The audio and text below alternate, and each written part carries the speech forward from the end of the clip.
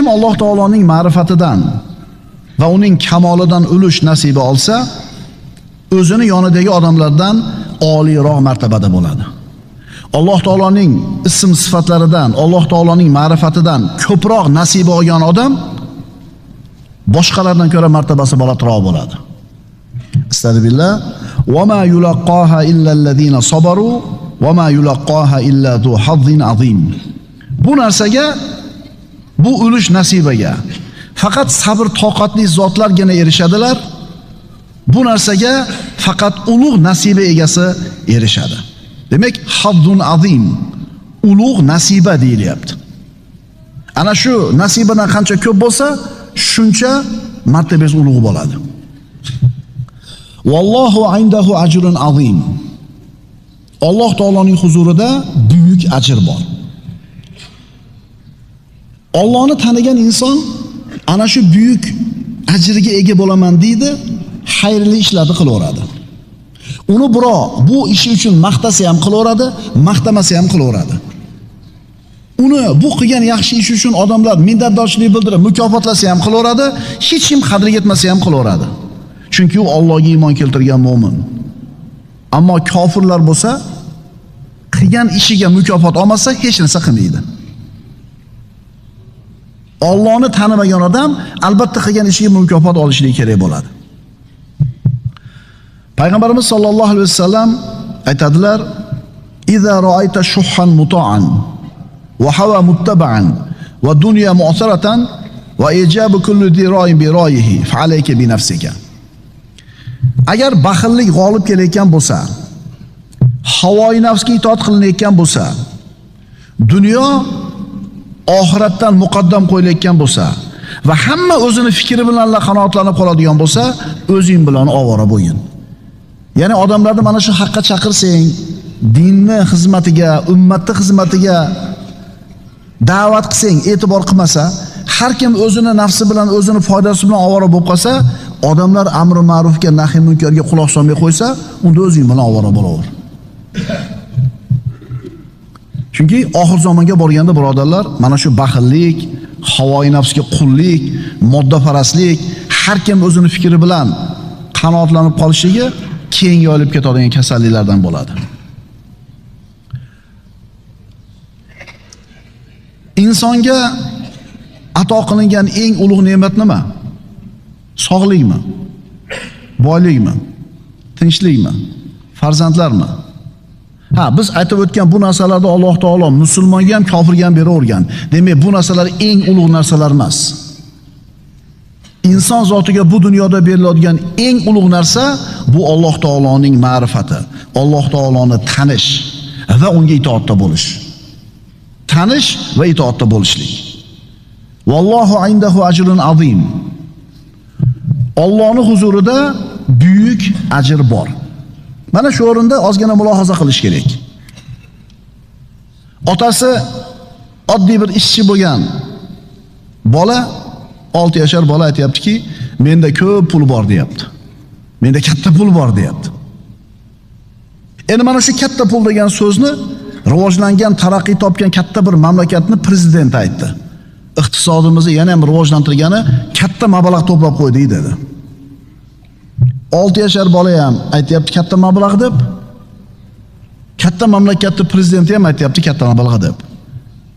Qancha farq bor bu ikkala pulning o'rtasida? Haliga yosh bolani ko'zida 500 so'm ham katta pul. 1000 so'm ham katta pul. 5000 so'm ham katta pul. Endi boyaga prezident aytgan katta puli qanaqa pul bo'ladi? Milliardlagan dollar bo'ladimi-kan? Endi Alloh aytayapti. Allohning huzurida buyuk ajr bor deyapti. İnsanlar buyuk ajr deganda bu insonchasiga tasavvur qilinadi, insonlarning tasavvuri bilan o'lchanadi. Endi Alloh taolo aytayotgan bo'lsa-chi? Shuning uchun birodarlar, esimizdan chiqmasin. Bu dunyodagi eng katta berilgan, inson zotiga beriladigan eng katta narsa nima ekan? Allohni tanish va unga itoatda bo'lishlik. Alloh taoloning ism va sifatlarini bilishingiz, uni rahmatidan xabardor bo'lishingiz, halimligini bilishingiz, saxovatini bilishingiz, boyligini, quvvatini bilishingiz, Albatta bu ulug' ato, ulug' ne'mat. Hal yastavillazina ya'lamuna vallazina la ya'lamun. Bilgan zotlar bilan bilmagan kimsalar barobar bo'lurmi? Allohni tanigan odam bilan Allohni tanimagan odam hech qachon teng bo'lmaydi. Birodarlar, eng katta ato, eng katta in'om Allohni tanishlik va unga itoatda turishingiz. Mana shu odam yutdi hayotda, mana shu odam yutkizdi hayotda degan gap bor. Yutdi shu odam deydi. Nima bilan yutdi? O'sha paytda chek olib qo'ygan edi. O'sha paytda gugut olib qo'ygan edi puliga. O'sha paytda mana qarang, yutdi deyotganimizda dunyo matohi qo'liga kattaroq kelib qolsa yutdi deyapmiz. Endi aytyapmizki, shu odam yutkizdi, chunki o'sha paytda sotib olgandi shu cheklarini deydi. O'sha paytda mana qilmagan edi. Biz yutdi, yutkizdi deyotganimizda insonlar dunyo matohidan kechib turib aytamiz. Mashin yutdi deydi. Las Vegasga borib turib avtomatda bitta tortuvdi deydi haligi. Igro avtomatda jackpotni yutib oldi deydi. 276 million dollarni yutdi deydi. Bizni ko'zimizda o'sha 276 million dollarni yutdi-da bu odam. Endi sizni nazaringizda u chakana pulmi endi o'lang u, katta pulda. Endi buni bu yerga faqat hayoti shikolatda bo'lish kerakmi? Yo'q. Hozir aytyapmiz-ku, insonlar yutdi deganda insoniy o'lchov tushunchasi bilan yutdi deyapti. Lekin shariatda o'lchov bilan aytsa nima edi? Yutdimi bu rostdan? Bu harom edi bu. Bu qimordi puli edi. Qancha odamlarning qaqshati olib to'plangan pul edi. Bo'ldi, endi umrining oxiriga yo'q. Shuning uchun birodarlar, yutdi, yutkizdi degan paytda odamlar qo'ygan o'lchov tushuncha bilan o'lchamaylik kim yutgan, yutkizganligini. Alloh taolo aytayapti. Mana kim yutdi, kim yutkizdi. Hadis qudusda aytiladi. Alloh taolo aytadi. Ibn Adam, utulubni tajidni. Ey odam bolasi, meni qidir, meni izla, topasan. Fa iza wajadtani wajadta kull shay. Agar meni topsang, hamma narsani topding. Meni topsang, yutding. Kim aytayapti yutding deb? Agar meni topa olmasang, hech narsani topmading. Agar meni topmagan bo'lsang, yutkizding. Va ana habbu ilayka min kulli shay. Men sen uchun hamma narsadan ko'ra suyukliroqman. Kim yutibdi? Allohni topgan yutibdi. Allohni tanigan yutibdi. Allohga itoatda bo'lgan yutibdi.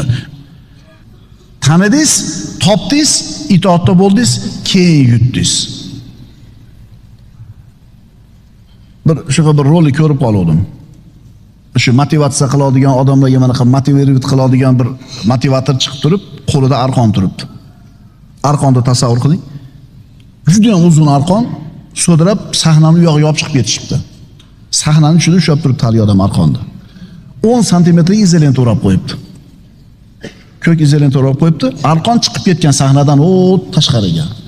Endi tasavvur qilinglar, mana hayot mana ipga o'xshasin deyapti. Bu ipni cheki yo'q deyapti. Mana bu izolenta baylangan 10 santimetr qismi dunyo hayoti. Qolgani oxirat deyapti. Yigitlar, ana shu 10 santimetrlik izolentaga aldanib qolmaylik. Chunki yutdi deb kim aytayapti? Alloh. Allohni tanigan, topgan va unga itoatda bo'lgan. Mo'min odamning ulug'ligi Allohni tanishi bilan bo'ladi. Allohning ulug'ligi mo'minning qalbini to'ldirib turadi. Ammo mo'min bo'lmaganlarning qalbi dunyo bilan to'ladi. Payg'ambarimiz sollallohu alayhi vasallam aytadilar: "Man qala hina yusbihu subhanallohil azim va bihamdihi 100 marratin va idza amsa kadhalika lam ya'ti ahadun yawmal qiyamati bi afdala mimma ja'a bih." Akhrajahu Buxoriy va Muslim. Rasululloh aytibdilar: kim tong ottirganda 100 marta subhanallohil azim va bihamdihi desa, kechki payt ham xuddi shu so'zni 100 marta aytadigan bo'lsa, u keltirgan narsadan ko'ra afzalroq narsani qiyomat kunida hech kim keltira olmagan bo'ladi. Mana shu kalimani kim aytadigan bo'lsa, qiyomat kunida bironta kimsa u keltirganchalik narsani keltira olmagan bo'ladi. Nima bilan? Kalima bilan. Allohni tanimagan kofirlarning qalbi dunyo bilan to'ladi. Ular mana shu dunyo uchun hamma narsaga tayyor turishadi. Aytishadiki, dunyoda bor yo'q bir marta yashaymiz deydi. Shuning uchun o'ynab, kulib, maishat qilib olishlik kerak deydi. Aslida hayot shunaqami? Yo'q. Bular yutdimi? Yo'q, yutkizdi bular. Alloh taolo nima deydi? Ya'lamuna zohiran minal hayatid dunya. Bunaqalar Allohni tanimaganlar. Dunyo hayotini zohirinigina bilishadi, ustunlikla bilishadi. Shuning uchun Allohni tanigan mu'min bilan tanimagan kofir o'rtasida katta farq bor. Bularning o'rtasida, ikkisining o'rtasida osmon bilan yerchalik farq bor. Allohga yo'liqishga tayyorgarlik ko'rishi insonning ulug'ligiga dalolat qiladi. Inson bu dunyoga keldi o'zini ixtiyorisiz. Dunyoga inson o'zini ixtiyoridan tashqari keldi, endi ixtiyori bilan yashaydi. Ammo dunyodan chiqib ketayotganda ixtiyor bo'lmaydi. Ixtiyorsiz keldingiz, ixtiyorsiz chiqib ketasiz, lekin ixtiyor bilan yashaysiz. Mana shu dunyoda shu chiqib ketishlikka tayyorgarlik ko'rgan inson haqiqiy aqlli inson bo'ladi. Alloh taolo aytadi Qur'onda, astagfirullah, va ma qadarulloha haqqa qadrihi. Ular Allohni to'g'ri taniy olmadilar. Odamlar Allohni to'g'ri taniy olmadilar. Ammo mu'minlar to'g'ri taniydi. Dunyoga kelishing uni ixtiyori bilan edi. Erkak ayol bo'lishing uni ixtiyori bilan edi. Hayotingdagi kengchilik, torchilik uni qo'lida edi. Musibatlarni keltirish yoki qaytarish uni qo'lida edi. Hamma narsa uni qo'lida edi. Sen Allohni taniding. Demak sen yutding. Demak sen yutding. Alloh taolo siz bilan bizni ibodat qilishga buyurishdan avval qalbimizni xotirjam qilib qo'ygan. Ilayhi yurja'ul amru kulluhu. Hamma ish Alloh taologa qaytadi. Shuning uchun sen ibodatingni qil, tavakkal qil. E'tibor beryapsizmi? Ibodat qil, tavakkal qil deyishdan avval nima deyapti? Hamma ish meni qo'limda deyapti. Tanidingizmi? Yutdingiz. Insonni g'aflatda qolishligi bu uchun katta musibat hisoblanadi. Ana shu g'aflatda qolmaslik uchun as-subuh bo'lgan Robbimizni doim zikr qilib turishimiz kerak bo'ladi. Eng katta musibat insonning g'ofil bo'lishi. Eng baxtsiz inson Allohning zikridan g'ofil bo'lgan inson. Robbimiz as-subuh bo'lgan zot. As-subuh degani har qanday aybdan pok. Insonni dunyoda saodat topishligi birodarlar Allohning zikri bilan bo'ladi. Astagfirullah. Va man a'rada an zikri fa inna lahu ma'ishatan donka. Kim mening eslatmamdan deydi Alloh taolo yuz o'girsa, Allohni zikr qilishidan, Allohning Qur'onidan yuz o'girsa, fa inna lahu ma'ishatan donka. Bas unga tang hayot bo'ladi. Aytdi-ku, odamlar yutdi deyapti. Odamlar yutkizdi deyapti. Bu insoniy o'lchov bilan. Lekin Alloh aytayapti, kim yutgan, kim yutkizgan haqiqiy. Kim mening eslatmamdan yuz o'girsa, albatta u uchun tang hayot bo'ladi, ya'ni baxtsiz hayot bo'ladi. U dunyosi bo'lsa bo'lmasa farqi yo'q. Erkak ayol farqi yo'q. Qaysi zamonda yashadi farqi yo'q. Allohni tanimadi, Allohni eslatmasdan yuz o'girdimi? Nima bo'ladi bu inson? Albatta xor bo'ladi. Albatta tang hayotga uchraydi. Buni kim aytayapti? Robbil alamin bo'lgan as-subuh Alloh taolo. Demak inson as-subuh bo'lgan Robbisini zikr qilib, maloikalardan ham oliyroq maqomda bo'lishi mumkin. Yoki Robbisidan g'ofil bo'lib, kofir bo'lib, hayvonlardan tubanroq holatga tushib qolishi mumkin. Birodarlar, inson unda aql bor, shahvat bor. Ikkalasi bor. Farishtalarda aql bor, shahvat yo'q. Hayvonlarda shahvat bor, aqli yo'q. Inson aqli shahvatidan ustun kelsa, maloikalardan ham balandroq maqomga ko'tariladi. Agar aqli shahvatidan past kelsa, shahvati aqlidan ustun kelsa, hayvondan ko'ra tubanroq holatga tushib qoladi. Astagfirullah. Innal ladina amanu va amilus solihati ulayka hum khayrul bariyya. Ana shu shahvatini aqli yengan, aqli shahvatidan ustun bo'lgan insonlar, mu'minlar, Alloh aytayapti, albatta iymon keltirgan va yaxshi amallar qilgan zotlar ana o'shalar yaralmish jonli zotlarning eng yaxshisidir.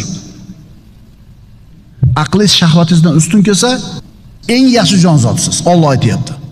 Endi kofirlarchi? Aqllaridan ko'ra shahvat ustun keldi. Ular haqida Alloh nima deydi? Innallazina kafaru min ahlil kitabi wal mushrikina fi nari jahannama khalidina fiha ulaika hum sharrul bariyya. Albatta ahli kitobdan va mushriklardan bo'lgan kofir kimsalar jahannam o'tida bo'lib, o'sha joyda ular mangu qolurlar. Ana o'shalar eng yomon maxluqdirlar. Birodalar, agar insonning aqli shahvatidan ustun kelsa, maloikalardan oliy maqomda bo'ladi. Agar shahvati aqlidan ustun keladigan bo'lsa, hayvonlardan ko'ra tubanroq holatga tushib qoladi. Koinot haqida tafakkur qilish insonni Alloh taologa tasbih aytishlikka olib boradi. Borliq haqida tafakkur qilar ekan, aqlini ishlatar ekan, Qur'onda buyurilganidek maxluqotlar haqida fikr yuritar ekan, uning bu fikr yuritishligi Allohni ulug'lashlikka, subhanalloh deyishiga olib boradi. Insonni tasbihga yetaydigan ishonchli yo'l mana shu bo'ladi. Payg'ambarimiz sollallohu alayhi vasallam aytadilar: "Tafakkaru fi maxluqatillah va la tafakkaru fi zatihi fatahlaku." Allohning maxluqotlari haqida fikr yuritinglar, Allohning zoti haqida emas. Aks holda halokatga uchraysizlar. Allohning zoti haqida fikr qilib bo'lmaydi. O'tgan darsimizda aytdik, Allohning zoti qanday ekanligini sizni aqlingiz idrok qila olmaydi. Allohning zotini idrok qila olmasligingni idrok qilishing, Allohning zotini idrok qilishing dedik. Shuning uchun inson har qancha aqli kuchli bo'lmasin, har qancha bilimi katta bo'lmasin, Allohning zoti qanaqa ekanligini idrok qilishlikka quvvati yetmaydi. Lekin maxluqotlar haqida ancha ko'p fikr qilsang, shunchalar bu ishda yuksalsang, Alloh taoloning azamatini shunchalar yaxshiroq bilasan. Shuning uchun Allohdan Allohning olim bandalari qo'rqadi deydi Alloh taolo Qur'onda. Mana tafakkur qilishlik maxluqotlar haqida insonni tasbihga olib boradigan ishonchli yo'l deb aytdik. Mana insonni miyasi haqida ozgina bir fikr qilaylik. Insonning miyasida 140 milliardga yaqin neyron hujayralar bor. 140 milliard. O'ylab ko'ringlar. Hali-haligacha ularning hammasini ishini, funksiyasini insonlar bilmaydi. Insonning miyasida joylashgan va ana shu nerv impulslarini o'tkazib turadigan, agar aytish mumkin bo'lsa, ingichka iplar bor. Aksonlar deyilar ekan. Bularning uzunligi 150-160 ming kilometrga teng ekan. O'ylab ko'ring-da, shu kichkinagina miyangizga shu narsa joylashgan. Mana shu 14 milliarddan ko'proq bo'lgan neyron hujayralarida xotirangiz bor, nutqingiz bor, ko'zingizni ko'rishi bor, tafakkur bor, eshitishingiz bor, mulohazangiz bor, hammasi shuning ichida. Ana shu 14 milliard hujayra bor yo'g'i bug'doyni donasichalik hajmga ega ekan. O'ylab ko'ringlar-da, subhanalloh deyishdan boshqa so'z qolmaydi tilingizga. Insonning jasadi ozuqalanishligi kerak, organizmga quvvat kerak. Ana shu organizm to'qimalari mayda qon tomirlari orqali, kapillarlar orqali ozuqasini oladi. Endi ko'zni shoh pardasi, u ham ozuqa olish kerak. Agar u ham qon orqali ozuqa oladigan bo'lsa, ko'zni ko'rishi xiralashib qoladi. Endi mana shu joyga kelganda ko'zni mana shu shoh pardasi to'g'ridan-to'g'ri shu kapillardan ozuqa olmasdan yonboshidagi a'zoni ozuqasidan tortar ekan. Subhanalloh deysizmi?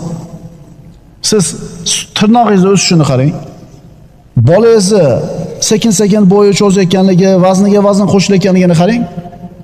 Siz ozgina fikr qilib ko'radigan bo'lsangiz, subhanalloh deyishdan boshqa chorangiz qolmaydi. Sunallohillazi atqana kulla shay. Bu kimning ishi? Bu har bitta ishni puxta qilgan zot Alloh taoloning ishi. Ko'chada ketyapti bir odam, bog'da ketyapti, tog'da ketyapti, bir ilonga ko'zi tushdi. Ko'zi ilonni ko'rdi, darrov qo'rqib ketadimi? Yo'q. Ko'z orqali ma'lumot miyaga uzatiladi. Miya uni xatar ekanligini o'qiydi. Endi qarang, buni misoli nimaga o'xshaydi? Bir odam kasal bo'ldida, laboratoriyaga borib turib analiz topshirdi. Analiz qog'ozlarini chiqarib berishdi. U o'qib ko'radi. Tushunadimi nima ekanligini uni? Tabib emas, tushunmaydi. Tabibga boradi, bu qog'ozni nima ekanligini o'qib tushuntirib beradigan tabib buni aytadi, mana kasal bo'libsiz deydi. Endi ko'z ham ko'rdi, miyaga bordi, miya o'qiydi. Miyada shunaqa papka bor, ilon degan.